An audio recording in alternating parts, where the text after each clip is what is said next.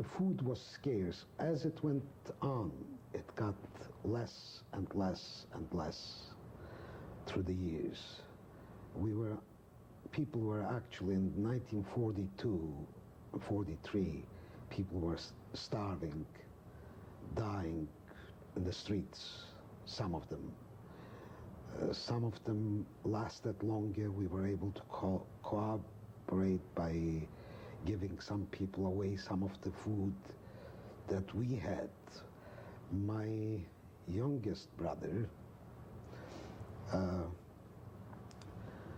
was connected with a left-wing organization in the ghetto, which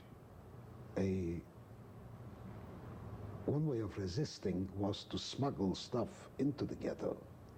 And youngsters from the age of about 10 to 13 or 14, who really didn't know the dangerous thing that they were putting themselves into, went out of the ghetto, out of the barbed wire, and brought from sympathetic Poles or from sympathetic Germans some food back to their families.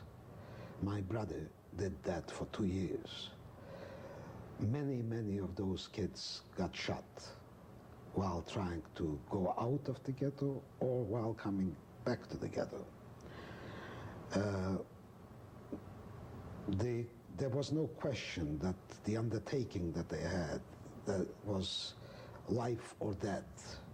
In other words, if you left the ghetto, you were a candidate for dying. How were you able to help other people?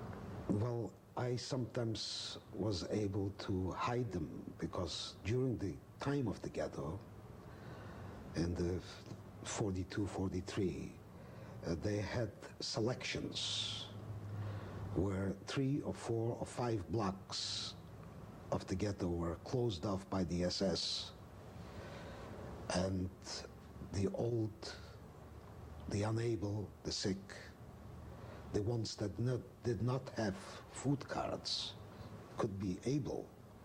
And if he wouldn't be able to produce a food card, which meant that he didn't have a work card, that he wasn't working, were taken away.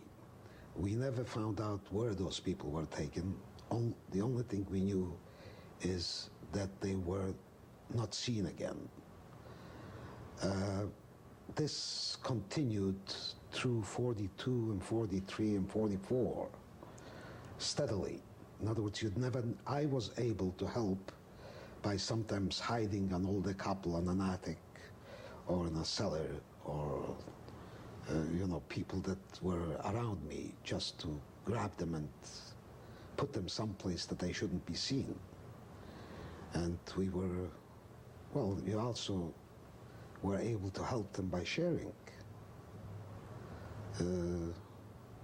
One uncle of mine who was very, very ill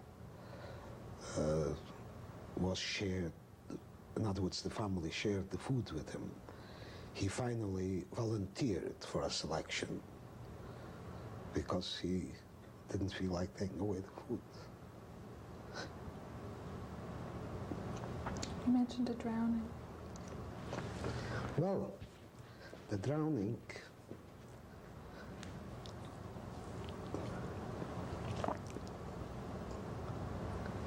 in 1943, November,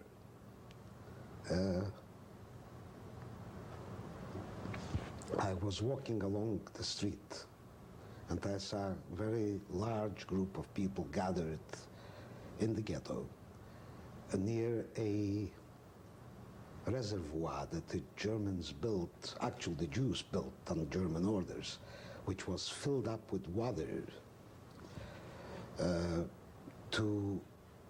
as a fire protection. In other words, protect from a nearby factory had to be protected.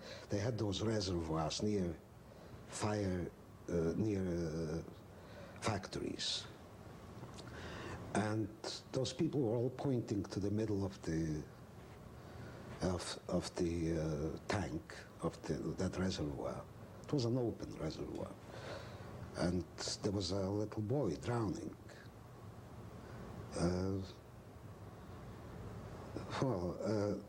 I used to be a champion swimmer, and in spite of the snow, it was snowing and cold, it must have been sub-zero weather anyway. I jumped in and I took out the boy. I helped the boy out. In other words, I took him out. We both went into a bakery and sat next to an oven afterwards. People looked at me as though I was crazy. You know, here hundreds of people are dying every day with, you know, and here one guy jumps in and picks out a boy who's going to die anyway. This is just one example. I wasn't thinking. Perhaps if I would be thinking, I wouldn't have jumped. But, you know, you see somebody drowning, help him. So how did it affect people living this way? People got to be very at odds with themselves. In other words, they became very detached, almost detached from themselves. Everyone was thinking how to live for the next hour. And most of them were just concerned with that. It got to the point that some people within the same family were thinking first of themselves and then of the next of kin. So it was a very unusual time for, well, I would say that we were just about totally dehumanized in those 4 years. But was this a gradual process? Gradually, of course. It started out with the beginning of the war, then the beginning of the ghetto, and the ghetto continued that way until its liquidation. It was, I was actually employed at the Kulturhaus. Originally they formed a symphony orchestra, then a theater, and then a ballet. And there were people that were performing, and this was part of the ghetto. The Kulturhaus was run by the Judenrat. It was part of the Judenrat, and they had concerts for the working people as well as for the big people in the Judenrat, etc. You know, they played just about constantly. But that eventually fizzled out about a year before the closing of the ghetto. What did you do there? I was an usher. My father was playing in the symphony. An usher was also employed. In other words, I had a card. My grandmother had a card. My brother and sisters and my mother. Everyone had to have a card. And your grandmother too? My grandmother too. She was working on those carpets. How old was she? She was 72 at the time. Do you remember some of the performances that were put on? Well, as far as the concerts, they played all composers and, you know, Beethoven, Brahms, Bach, Tchaikovsky. As a matter of fact, there was a Tchaikovsky ballet put on with the symphony orchestra and the ballet dancing, the Nutcracker Suite, you know. And sometimes the theater used to be on. There was a fellow by the name of Pulaver who was the director of the theater, and they put on plays and all kinds of things were going on. And culturally, yet, in the ghetto, in spite of the death all around us, you know. You mentioned there was some educational activity. Was there also religious activity? There was religious activity. There was a rabbinate in the ghetto. The ghetto Lodz had a very large rabbinate. The orthodoxy was very strong. I'll never forget the day when they brought some meat to the ballot rink and they distributed, that was a first. And sometime in 1943, we found out later that those were dead horses from the Eastern Front, which they unloaded in the ghetto. And people recognized that it was not beef, that it was horse meat. And there was a big scream and all that. And the rabbinical council in Lodz made a statement that as of today, an official statement, as of today, horse meat is kosher, which was kind of unusual for them to do. I also remember one September, during the high holidays, the big German big shots of the SS, etc., organized the services in one of the remaining shuls that they didn't bomb out. They permitted the service. As a matter of fact, they asked for the services to be performed, and they attended the services.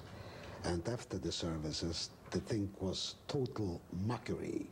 They cut the beards, they killed some rabbis, they killed some Jews, they made a total mockery out of the whole procedure. And yet it was attended to properly it was a riot, really, the whole thing afterwards. Were people able to resist in any way? The most proper way of resistance was to live through the day. The idea was to be able to outlive them. I don't know of anyone possessing a gun or anything like that. I have not seen it. Although there were some groups that attacked, sometimes a Pole, sometimes a German, but those were individual things that happened. And usually they didn't do that because if a thing like this happened, they took out 10 Jews at random and hanged them for no reason. In other words, just to let them, to show that they're upset. So there wasn't too much of physical resistance.